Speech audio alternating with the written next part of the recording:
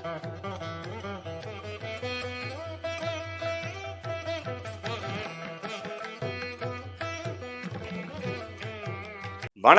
நான் உங்கள் அன்பான சயின்டிபிக் வேதிக் அஸ்ட்ராலஜர் அஸ்ட்ரோரஞ்சி பேசுகிறேன். நல்லது நினைப்போம், நல்லதே நடக்கும். தொடர்ந்து நம்மளுடைய அறிவியல் சார்ந்த ஜோதிட கருத்துக்களை பார்த்துட்டு இருப்போம்.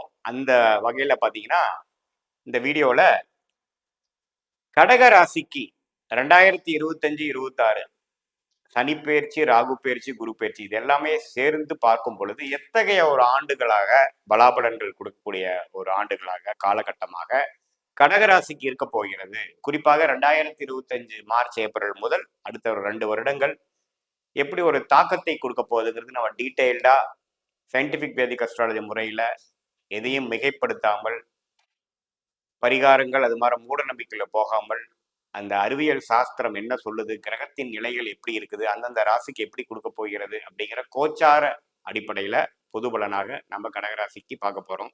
அதற்கு முன்னாடி ஃபர்ஸ்ட் டைம் நம்மளுடைய சேனலுக்கு வரவங்க மறக்காம சப்ஸ்கிரைப் பண்ணுங்க.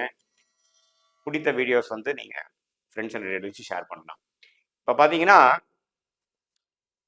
கடகராசிக்கு இந்த 2 வருட காலகட்டங்கள், குறிப்பாக ஒரு 24 மாதம் 30 மாதங்கள் நடக்கக்கூடிய அந்த 25-26 எப்படி இருக்க போகுதுன்னு பார்க்கும் பொழுது சனி பயிற்சி 2025 மார்ச் ஏப்ரல் நடக்குதுன்னு நம்ம தெரிஞ்சுக்கிறோம். அதாவது இதுவரைக்கும் அஷ்டமத்துல இருந்து கடகராசிக்காரர்களுக்கு பிரச்சனைகள், பல பிரச்சனைகளும் சில மன உளைச்சல்களும் அவங்களுடைய வயசுக்கு பொறுத்து அந்தந்த வயது நபருக்கு அந்தந்த பிரச்சனையை கொடுத்து சனி பகவான் 8ஆம் இடத்துல அஸ்தம சனி தாக்கத்தை கொடுத்துட்டு இருந்தவங்களுக்கு அது நீங்கி 9ஆம் இடம் என்று சொல்லப்படுகிற மீன ராசிக்கு இடம்பெயர்வது ஒரு அற்புதமான பயிற்சி. அது ஒரு பெரிய ரிலீஃப் தான் நம்ம சொல்லணும். அதே சமயத்துல ராகு 9ஆம் இடத்தில் இருந்த ராகு 3ஆம் இடத்தில் இருந்த கேது மாறப்போகிறார், இடம்பெயர போகிறார். கிட்டத்தட்ட அதே காலகட்டத்துல எல்லாம் சனி பயிற்சி ஆகக்கூடிய ஒரு அடுத்த ஒரு 15 இருந்து ஒரு 30 நாட்களுக்குள்ள ஆகக்கூடிய அமைப்பு மார்ச் ஏப்ரல் 2025ல பார்க்கலாம். அந்த அமைப்பு பார்த்தீங்கன்னா ராகு 8ஆம் இடத்துக்கு வருகிறார், கேது 2ஆம் இடத்துக்கு போகிறார். அதை நம்ம பார்க்கணும். அதே சமயத்துல மற்றொரு ஆண்டு கிரகம் என்று சொல்லப்படுகிற குரு எப்படி இருக்காருன்னா இதுவரை 11ஆம் இடத்துல இருந்த குரு 12ஆம் இடம் விரயத்துக்கு போகிறார்.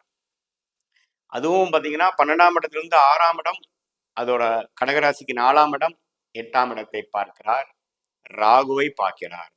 ஸோ இது எல்லாமே வந்து ஆண்டு கிரகத்தின் பயிற்சி வந்து நல்ல ஒரு பயிற்சியாக கடகராசிக்காரர்களுக்கு, குறிப்பா அஸ்தம சனியில 2023 அவதிப்பட்டிருந்த கடகராசிக்காரர்களுக்கு ஒரு மேன்மையான பலன்களும் ஒரு அவங்களுடைய தகுதிக்கும் முயற்சிக்கு தகுந்த ஒரு பலன்களை கொடுக்கக்கூடிய ஒரு காலகட்டத்துல ஒரு 2.5 வருஷம் காலகட்டத்தை அடைத்து 2.5 வருடங்கள் கழித்து நீங்க பார்க்க போறீங்க. 2023-24ல நீங்க பட்ட கஷ்டங்களும் உங்களுடைய முயற்சி வந்து அப்படியே ஆப்போசிட்டா ரிசல்ட் கொடுத்ததும், தேவையில்லாத மன உளைச்சல் ஆனதும், தப்பா மிஸ்இன்டர்பிரேட் பண்ணிக்கிட்டதும், நீங்க பேசின விஷயமும் நீங்க செய்தல் பார்த்தீங்கன்னா உங்களுக்கு எதிராக செயல்பட்டது எல்லாமே நீங்க பார்த்துட்டு வந்தீங்க. அது எந்த துறையினராக இருந்தாலும் சரி, உங்களுடைய ஒரு ஒரு சாதகமற்ற கர்மாவை கழித்துட்டீங்கன்னு தான் நீங்க எடுத்துக்கணும். ஏன்னா அஸ்தம சனியே பார்த்தீங்கன்னா உங்களுக்கு ஒரு பிரச்சனைக்குரிய ஒரு டைம் வந்து கழிக்கிறோம். நீ ஏதோ ஒரு டைம்ல வந்து பாவங்கள் செய்திருப்போம் பல ஜென்மத்துல, அதை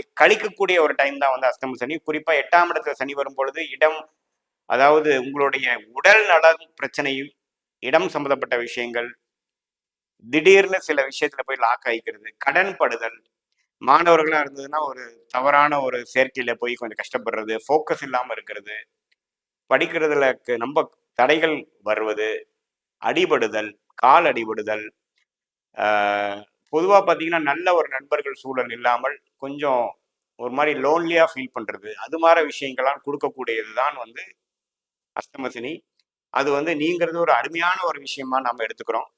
அதே சமயத்துல 9ஆம் இடத்துல இருக்கக்கூடிய ராகு 8ஆம் இடத்துல வந்தாலும் குருவின் பார்வை பெறுகிறார். ஸோ நல்லா பார்த்தீங்கன்னா வெளிநாடு போகணும், வெளிநாட்டுக்காக இயங்கிட்டு இருக்கிறவங்க, போக முடியாம இருக்கிறவங்க, விசாக்காக வெயிட் பண்ணிட்டு இருக்கவங்க, இம்போர்ட் எக்ஸ்போர்ட் தொழிலுக்காக சில முயற்சிகள் எடுத்து கை கூடாமல் இருக்கக்கூடியவங்களுக்கு எல்லாமே ஒரு நல்ல பிராப்தமான ஒரு வேகமாக சில விஷயங்கள் செய்து கொடுக்கக்கூடிய அமைப்புகள் நமக்கு உண்டு.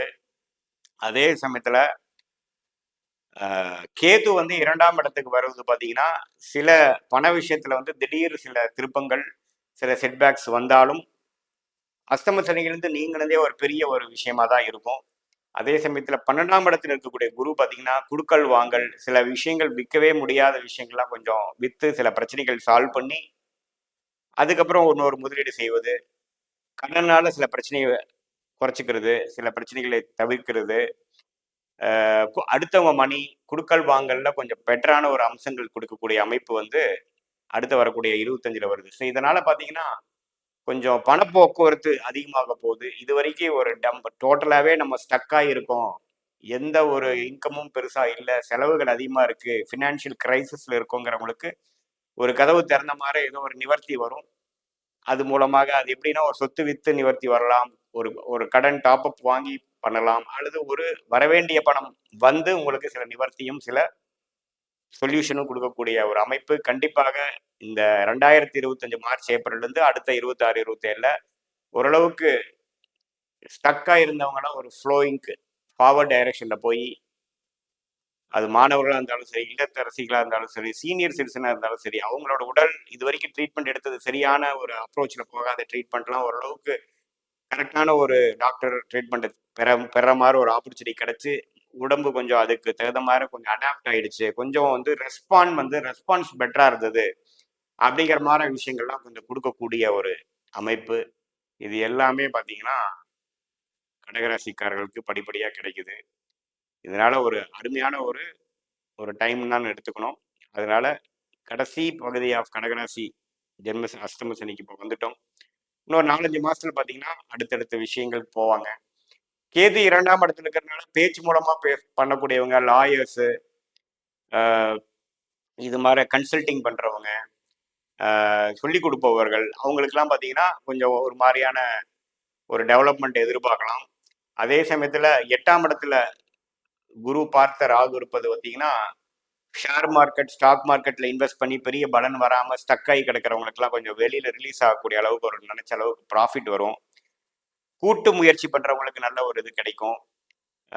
பல நாட்களாக ஒரு சொத்து பிரிக்க முடியாம ஒரு அவதியில இருந்து ஒரு மாரி இருக்கிறவங்களுக்குலாம் ஒரு ஓரளவுக்கு நிவர்த்தி கொடுக்கக்கூடிய அமைப்பு கண்டிப்பாக உண்டு. ஸோ ஒரு அருமையான ஒரு ஆண்டு கிரக பயிற்சிகளாக சனி பயிற்சி, ராகு கேது பயிற்சி, குரு பயிற்சி சேர்ந்த மாதிரி வந்து 2020 மார்ச், ஏப்ரல்ல வருவது வந்து கடகராசிக்காரர்களுக்கு ஒரு நல்ல ஒரு பிராப்தங்களும், ஒரு பிளசன்ட் சர்ப்ரைசஸ் நிறைந்த ஒரு நிகழ்ச்சிகளாக எல்லா வயதினருக்கும் கொடுக்கக்கூடிய அமைப்பு இருக்கு. இது வந்து ஒரு பொதுவான பலனே தான்.